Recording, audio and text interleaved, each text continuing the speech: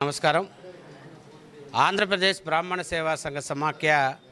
గడిచిన 6 నెలలుగా ఎక్సర్సైజ్ చేసి ఏదైతే ఈ మెగా జాబ్ మేళాని నిర్వహించాలనేటువంటి ఆలోచనకు శ్రీకారం చుట్టామో దానికి ప్రథమంగా అయ్యప్ప శర్మ గారిని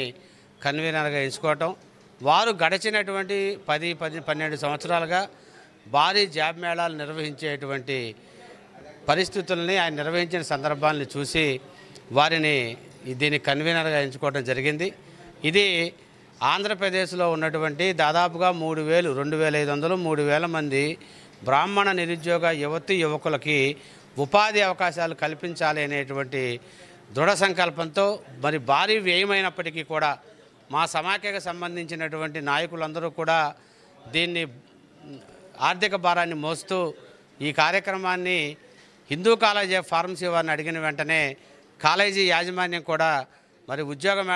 జాబ్ మేళాకు సంబంధించిన అంశాన్ని పురస్కరించుకొని వాళ్ళు కూడా దీనికి ఒప్పుకోవటం, వారికి ప్రత్యేకంగా ఈ కాలేజీలో కృతజ్ఞతలు తెలియజేస్తూ మరి నిరుద్యోగ బ్రాహ్మణ యువక ఈ రోజు నుంచి ఏదైతే క్యూఆర్ కోడ్ ఇచ్చామో ఈ యొక్క పోస్టర్లో ఆ క్యూఆర్ కోడ్లో నమోదు చేసుకొని నవంబర్ 22వ తారీఖు ఎండింగ్ డేట్గా నిర్ణయించడం జరిగింది. అదే ఇతర సామాజిక వర్గాలకి నవంబర్ 22 నుంచి అలానే డిసెంబర్ 11 దాకా అని మన చైర్మన్ గారు చెప్పారు.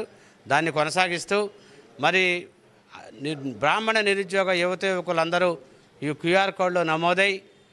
వచ్చేటువంటి 62 పైచిలకు సాఫ్ట్వేరు, నాన్ సాఫ్ట్వేరు, అలానే బ్యాంకింగ్, ఫైనాన్స్, ఐటీ అటువంటి రంగాలకు సంబంధించిన సంస్థలు హెచ్ఆర్లు హాజరవుతున్న దీనికి మీ యొక్క ప్రతిభని కనపరిచి అదే జాబ్ మేళాలో